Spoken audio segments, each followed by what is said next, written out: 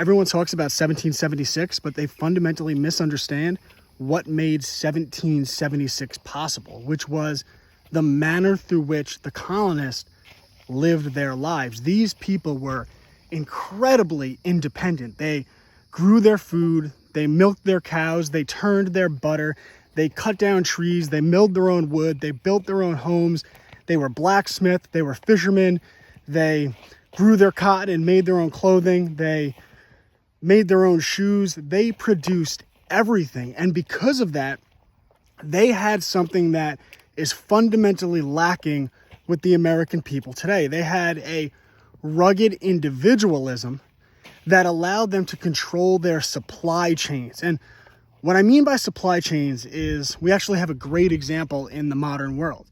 Right now in the Middle East, in the situation in Gaza, you had the electricity cut off, and those people were left in a desperate situation.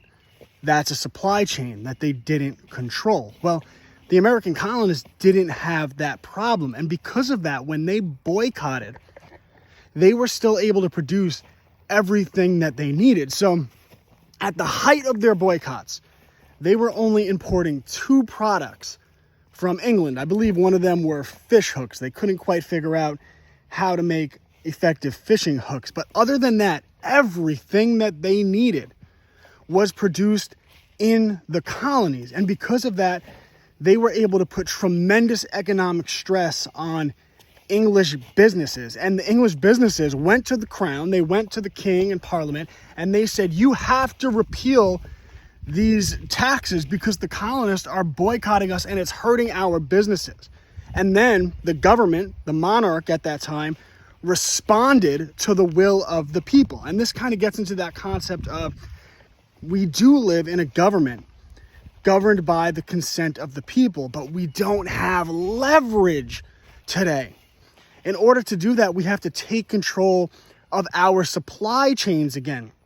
And we do that by growing our own food, like I'm growing my own food, by raising our livestock. I have chickens, I raise them, I slaughter them, meat birds, and that just gives me a little bit more control over my life. So if Trader Joe's comes along and says, hey, Brett, you have to wear a mask, I could say, well, you know what? I produce my own food. And then when you extrapolate that out, when more and more people do that, people start to gain leverage. They start to gain control where they could say, you know what?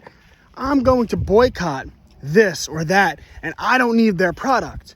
And then those businesses go to the government. The money that funds the government goes to them and says, the will of the people has spoken, and the government has to act accordingly. Government by the consent of the governed. This is a government for the people, but we have become so reliant, so enslaved by convenience that we no longer control our own supply chains. And because of that, we are at the whim of those in power. But we could take that power back through personal responsibility, through growing our own food, through staying out of debt, through shopping at mom and pop shops instead of Walmart. I actually plan on opening my own storefront right on my property in the next year. I built a homeschool company. We educate thousands of children. I publish children's books that tens of thousands of children have read. Now we're producing audiobooks to restore history that has been lost. You have other good people making grassroots social media, grassroots media,